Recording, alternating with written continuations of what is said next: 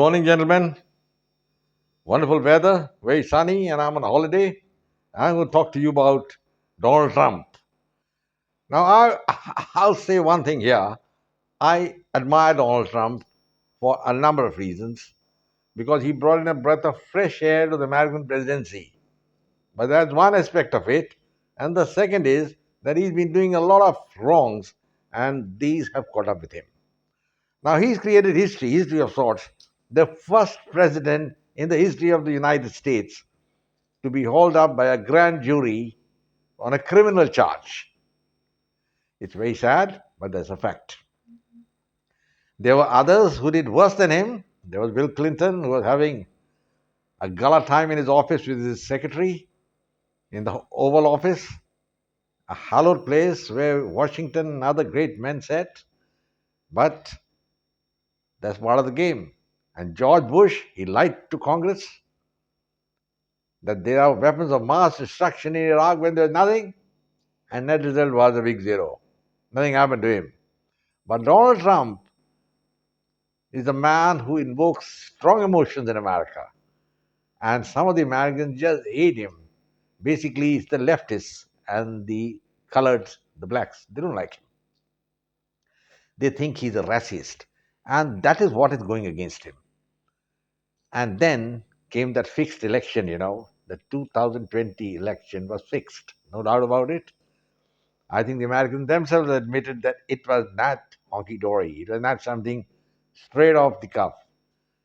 Because Donald Trump was leading in the election right up to the time when the voting was being counted. But once the postal ballot came in, Donald Trump was nowhere. Something happened in between. And America, which is supposed to be the home of democracy, has a lot to answer for that particular election.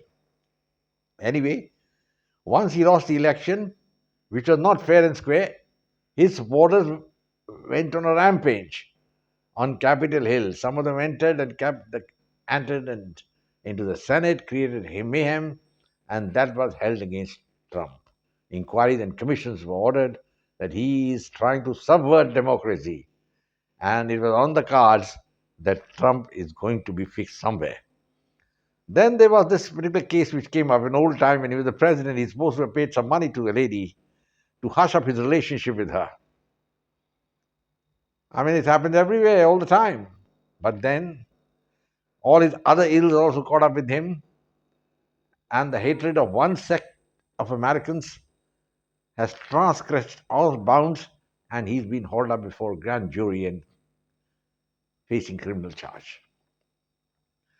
Now we'll have to see how these things pan out. I personally feel nothing much is going to come out of this.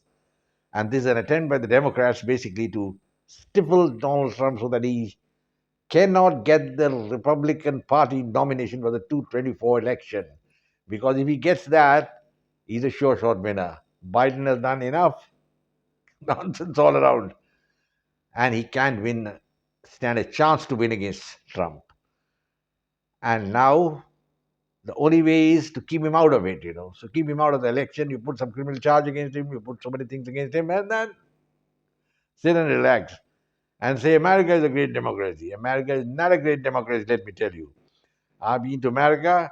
I went there a long time back. And after that also I've seen America has got two sections of its population, the have-nots and the haves. And the have-nots are the ones who are basically the colored, the Hispanics and the blacks. That's why 80% of the people in jail are the blacks, when they constitute only 15% of the population. Yeah, well, that's part of it. So America is a flawed democracy. America, as I've said, is a flawed democracy, but is preaching to others how to be democratic. They're trying to teach India. Now, as far as Trump is concerned, I think he's facing a life and death battle. And he should marshal all his sources now, because the entire leftist gang led by the Republicans and Joe Biden are out for gunning for him. They want him out of the 2024 election. That's the main reason for this imbroglio, these grand jury and all that paraphernalia going on. And also trying to bring in an investigation into the Capitol Hill incident, which has nothing to do with Donald Trump in any case. So it was a spontaneous reaction from his supporters who felt cheated that Donald Trump, who they thought was going to win, had been cheated out of the presidency of the United States. Now, anyway, that's part of the game. I have nothing to say on that. But what I have to say is that it is not good for America to try the chief executive on flimsy charges. These are very flimsy charges, actually. And any legal point will tell you that this is not something which cannot be settled out of court. But probably the Republicans don't want it to be settled out of court because the idea is to nail Donald Trump so that he can't win the 24 election, doesn't stand for it, doesn't get the Republican nomination. Well, gentlemen, we'll have to wait and see how things pan out. In the meanwhile, I'll close now and say to all of you, good luck and Jai Hind, glory to India. Do subscribe to my channel, share it with your friends.